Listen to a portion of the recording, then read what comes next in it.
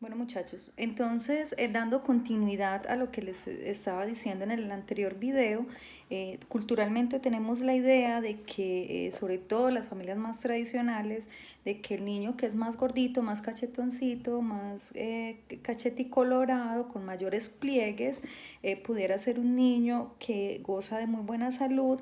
Entonces es importante, muchachos, que sepamos que la idea es buscar siempre ese justo medio. Entonces la intención no es obviamente que estén desnutridos ni malnutridos, y tampoco pues esa tendencia a alimentarlos en exceso, cuidarlos muy bien de qué manera se les va a brindar esa alimentación, obviamente que no sea con exceso de dulces, de azúcares, de grasas, ni nada de eso, y cuidar desde ya obviamente esos hábitos, pero también la salud física y, como leímos allí, también emocional de los niños, ¿cierto?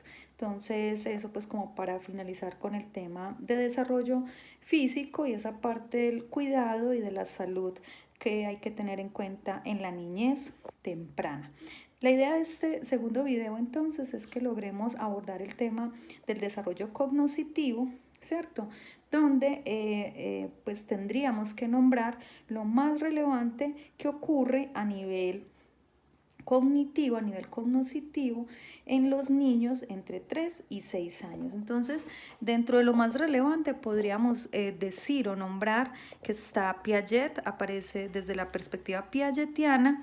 Encontramos pues que en la anterior etapa estábamos hablando de la sensoriomotora en la infancia. Aquí ya encontramos un cambio de etapa a nivel cognitivo y hablamos del pensamiento preoperacional, ¿cierto? Entonces, eso es uno de los dos cambios.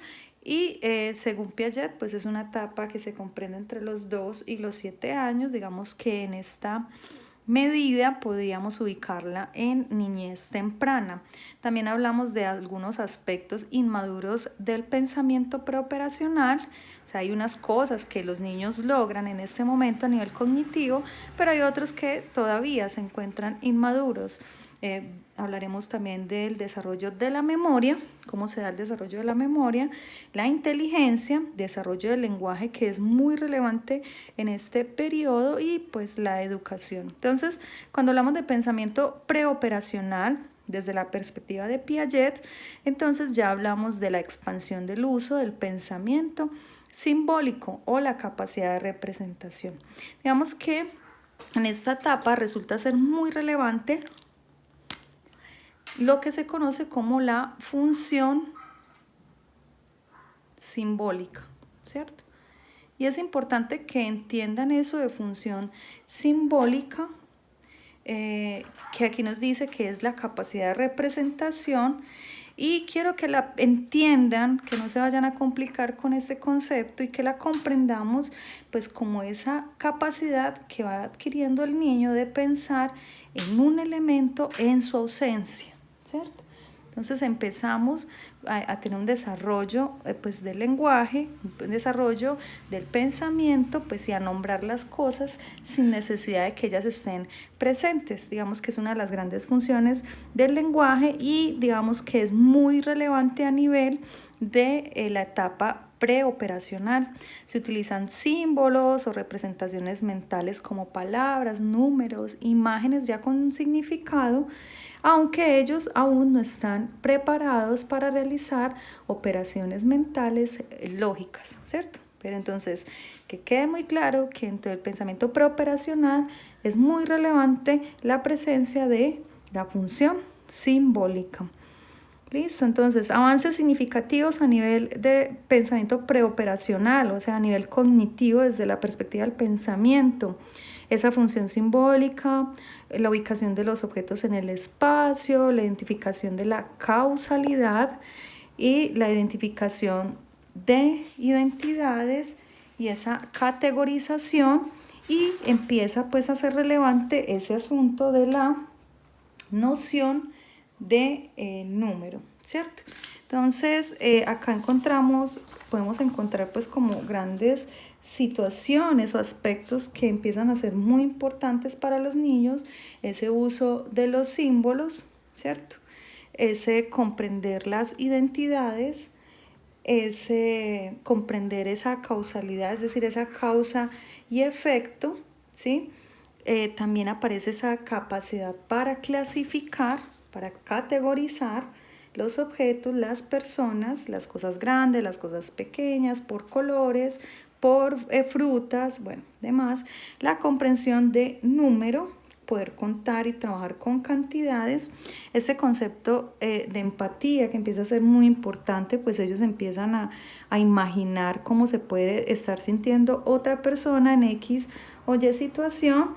Y pues otro asunto que pudiera ser muy relevante, que tiene que ver con la teoría de la mente, que más adelante les voy a estar nombrando nuevamente de qué se trata. Listo, entonces ese podríamos decir que son los aspectos o los avances más importantes a nivel cognitivo que pueden presentar. Entonces, función simbólica, pues piensan en un elemento en ausencia de las señales sensoriales o motoras. Tenemos la comprensión de los objetos en el espacio, entender símbolos que describen aspectos físicos, empezar a entender mapas y modelos de escala, bueno. Comprensión de la causalidad, pues ya lo habíamos nombrado, comprensión de identidades, muchas cosas son en esencia lo mismo, incluso si cambian de forma, tamaño o apariencia, la clasificación y la noción de número, digámoslo en términos muy sencillitos. Listo, entonces vamos a nombrar ya cuáles son esos aspectos inmaduros a nivel del pensamiento preoperacional, en donde pues sigue estando muy presente el asunto del egocentrismo, ¿cierto? Acuérdense que es un momento donde ellos se centran en su propio punto de vista, no consideran el punto de vista de las otras personas. En este momento todavía les cuesta mucho separar la realidad de lo que sucede en su cabeza y se pudiera presentar una confusión frente a qué causa qué, ¿cierto?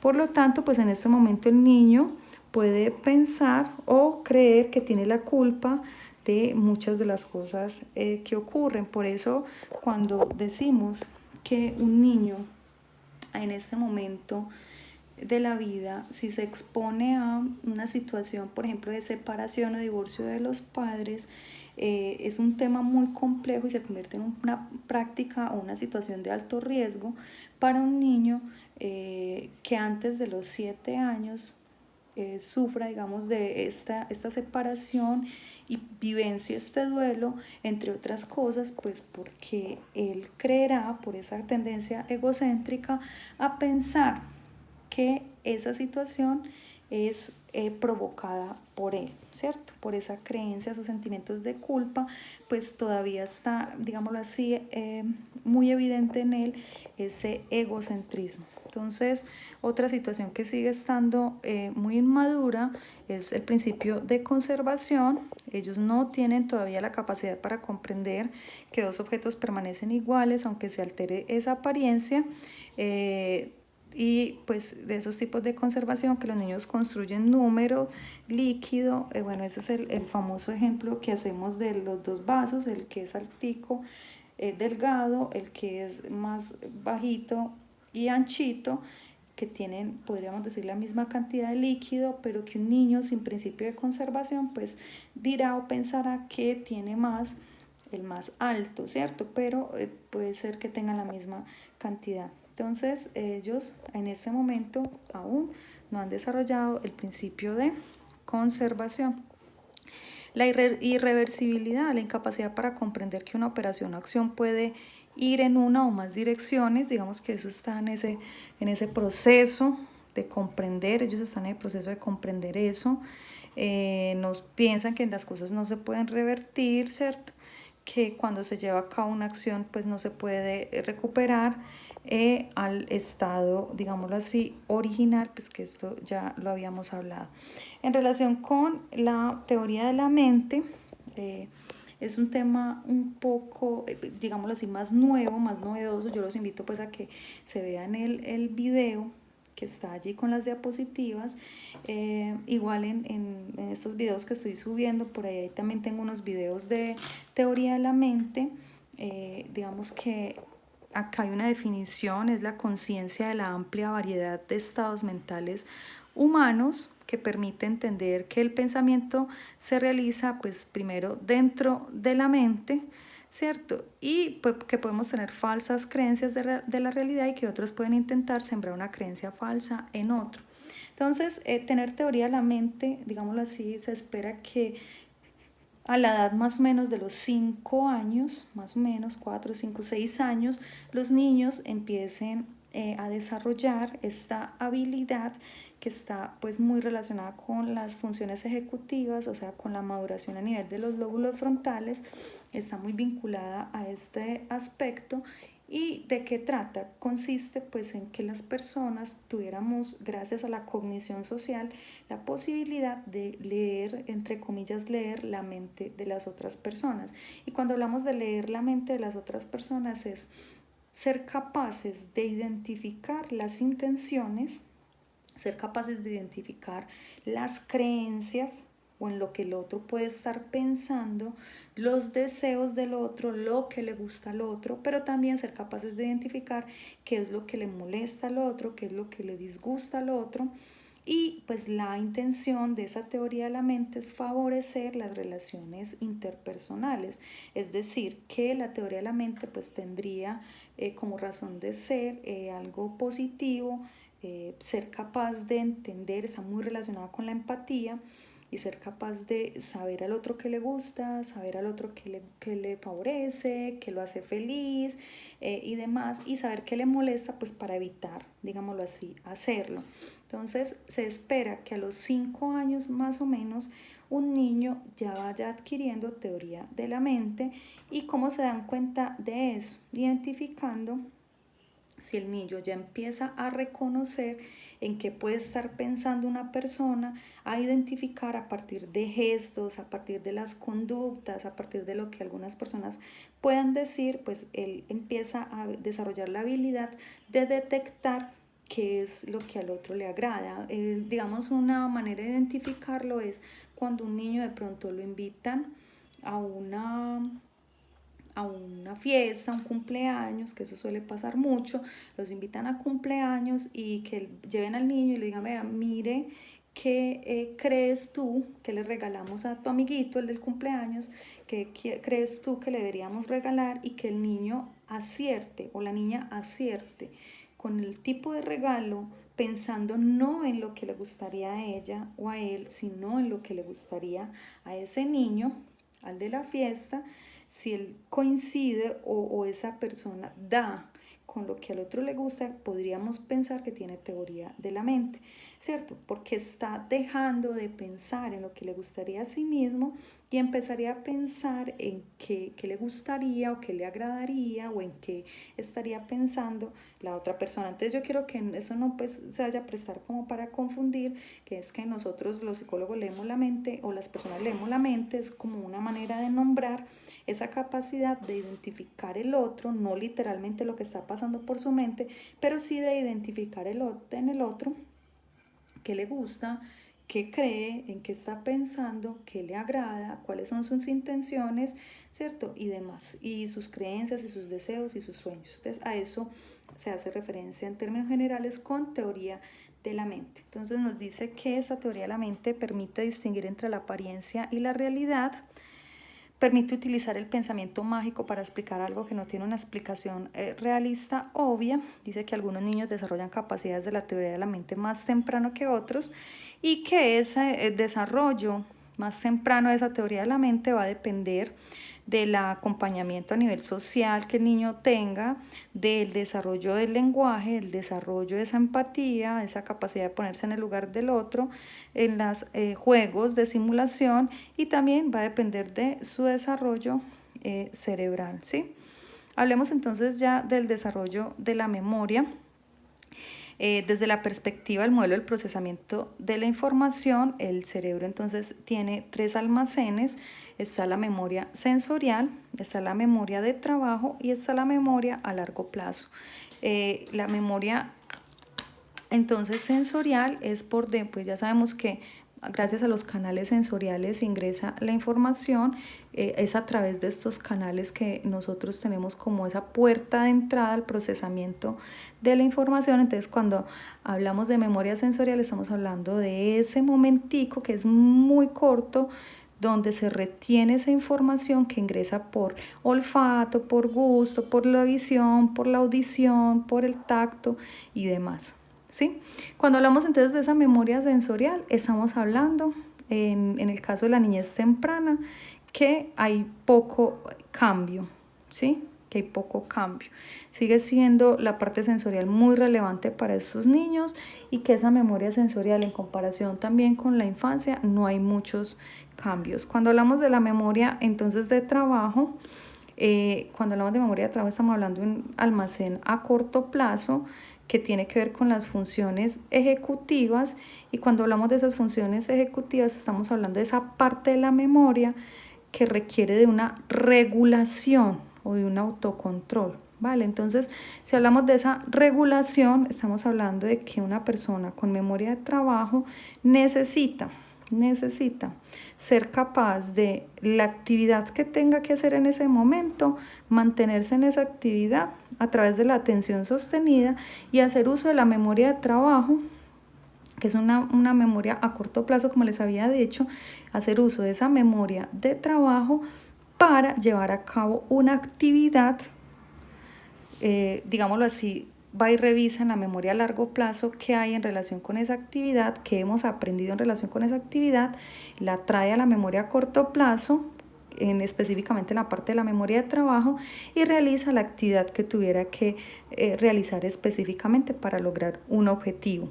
Dice que este tipo de memoria, que es la memoria de trabajo, en esta parte de la niñez temprana, aumenta su capacidad con la edad, digámoslo así, que la memoria de trabajo entonces va mejorando, permite el desarrollo de esa función ejecutiva para el control consciente de pensamientos, emociones y acciones, en la medida en que el niño va creciendo, en la medida en que el niño se va desarrollando, va madurando, pues se espera que sus lóbulos frontales también tengan ese proceso de desarrollo, y en esa medida son capaces de realizar de mejor manera esas actividades que impliquen un proceso de autocontrol, un proceso de regulación, un proceso, llamémoslo así, de mantenerse en una tarea y de lograr una meta. Y la memoria a largo plazo, entonces, decimos que en este momento de la vida, en la niñez temprana, hay una mayor capacidad de reconocimiento de las cosas, digámoslo así, que de recuerdo. Es decir, la tendencia de los niños es a reconocer, o sea, grabaron, guardaron en su memoria, en su almacén de largo plazo, grabaron las cosas, lo que han visto, los rostros de las personas, los sabores, hasta el momento lo que sus sentidos, sus canales sensoriales le han permitido, ¿cierto? Y ellos, pues más que evocar el recuerdo como tal del día, la hora en la que pasó X o Y situación, van a tener una tendencia más es a reconocer, a resultarles a ellos familiar eso que están viviendo nuevamente, eso que están reconociendo, más no logran decir con exactitud cuándo pasó, por qué pasó, quién lo hizo y demás. Entonces, así podríamos decir que se da ese desarrollo de la memoria en la niñez temprana. Los niños pequeños casi nunca usan estrategias para recordar. Hasta este momento no aparece, digamos, esa capacidad para hacer uso de estrategias para mejorar la evocación o el recuerdo. Los niños mayores suelen ser más eficientes en el uso espontáneo de estrategias de memoria, digamos que es algo mucho más avanzada. Desde esa perspectiva, Nelson en el 93 nos habla de 3 tipos de memoria. Dice que en el que se evidencia en la niñez temprana la memoria genérica, recuerdan eventos familiares pero que suelen ser muy repetitivos, no recuerdan detalle de tiempo ni de lugar, saber qué esperar y cómo actuar, ¿cierto? Esa memoria genérica les va a permitir realizar esas actividades y se espera pues que eso ocurra alrededor de los 2 años. La memoria episódica, entonces, tiene que ver con haber experimentado un evento, un episodio que ocurrió en un momento o un lugar específico. Recuerden que cuando hablamos de memoria episódica, estamos hablando pues de asuntos temporales, recuerdos temporales.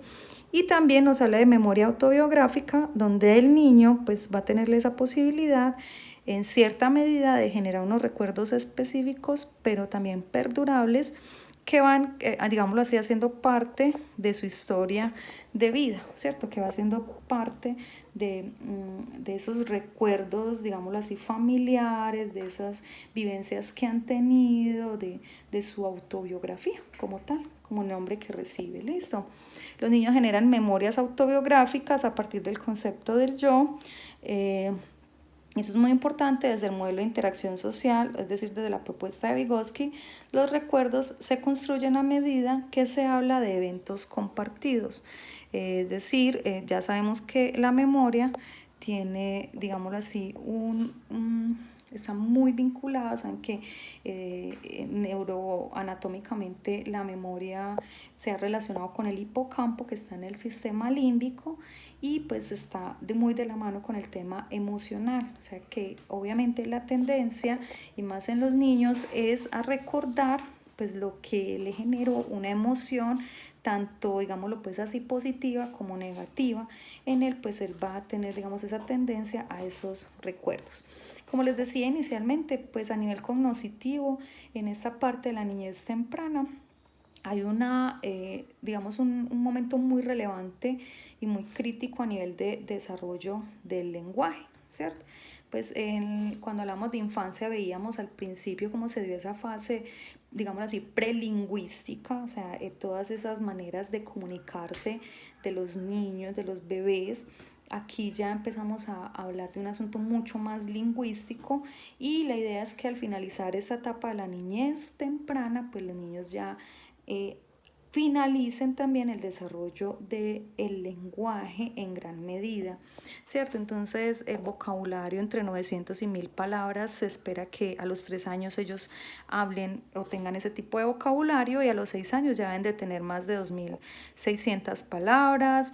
Es un momento muy importante porque ellos están llenos de preguntas, avanzan muchísimo a nivel de vocabulario, gramática y sintaxis. Acuérdense que las gramáticas son esas reglas generales que nos indican cómo debemos de usar ese lenguaje. Entonces ya empiezan a usar plurales, posesivos, algunas oraciones corticas, simples, oraciones también más adelante de 4 y 5 palabras, bueno, negativas, interrogativas, narrativas, ya son capaces de cumplir órdenes complejas a los 4 y los 5 años. Esta etapa es muy importante porque es una etapa que va a permitir digámoslo así, el desarrollo del lenguaje, pero también la comprensión y la adquisición de un amplio vocabulario. Como les decía, al final de esta etapa se espera que tengan un vocabulario muy amplio los niños, entonces van a estar preguntando mucho, ¿cierto? Situación que pudiera desesperar a los padres porque los niños están preguntando ¿y por qué? ¿y por qué? ¿y qué checho? ¿y qué checho? ¿y qué checho?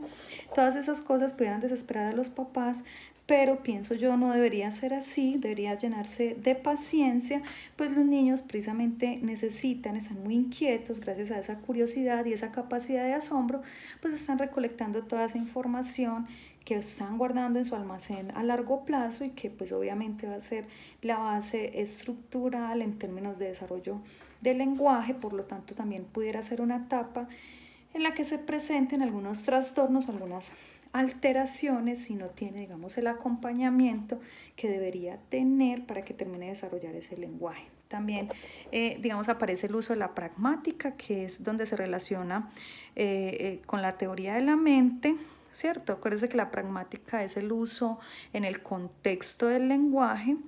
Es el que se conoce como un habla social, es decir, pues que en la cultura en la que está inmerso el niño, pues entienda qué quiere decir ese código específico, ese lenguaje específico. Prestan atención al efecto que tiene eso que dicen en las demás personas aproximadamente a los 3 años.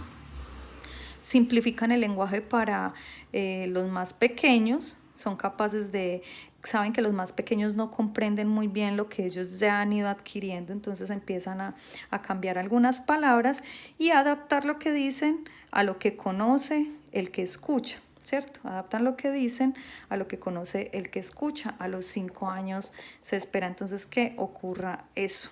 El habla privada, empiezan a hablar entonces en voz alta consigo mismos. Digamos que en este periodo, en esta etapa, pudiera ser algo normal y esperado, importante en ese proceso de desarrollo del lenguaje. La interacción social es un factor muy importante para el desarrollo de la alfabetización. Ustedes saben que posterior al desarrollo del lenguaje del habla, del lenguaje verbal, viene el desarrollo del lenguaje, pues obviamente comprensivo, o sea, entender el código, entonces para eso es la pragmática, pero también, digamos, viene gracias a ese desarrollo del lenguaje verbal y comprensivo, pues se va a ver afectado, se va a ver influenciado en el desarrollo del lenguaje escrito o en general en la alfabetización.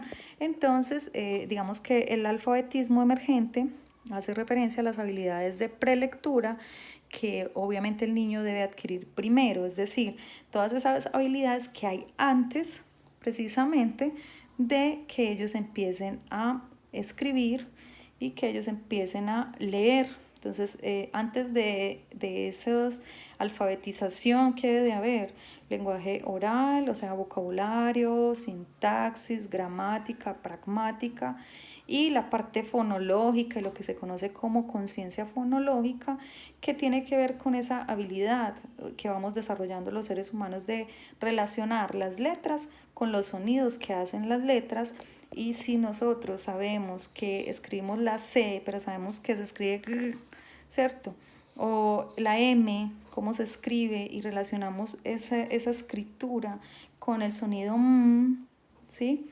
Vamos a ser capaces de decodificar, es decir, a la hora de escribir, juntar las palabras, las letras, porque sabemos cómo suenan para formar la palabra, pero también a la hora de leer, de saber interpretar ese sonido, esa conciencia fonológica, esa letra con un sonido para poder hacer ese proceso de lectura y de escritura, pues como tal.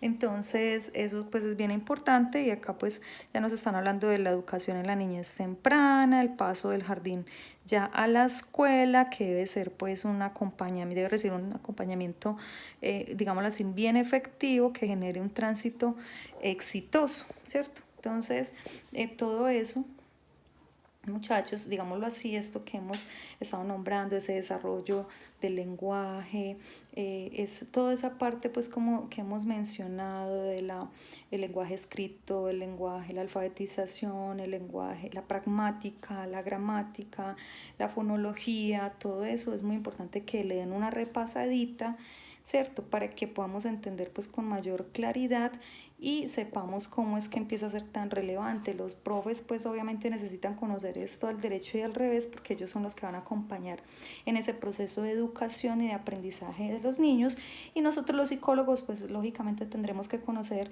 cómo se da ese desarrollo, pues para saber en qué momento podríamos identificar la presencia de una anormalidad o una patología, también pensar cuál pudiera ser el profesional más competente para acompañar estos procesos de habilitación o rehabilitación en los casos que sea necesario, ¿cierto? Y estar pues como muy atentos frente a esa normalidad o esa anormalidad en el desarrollo también de esos procesos psicológicos de esos niños.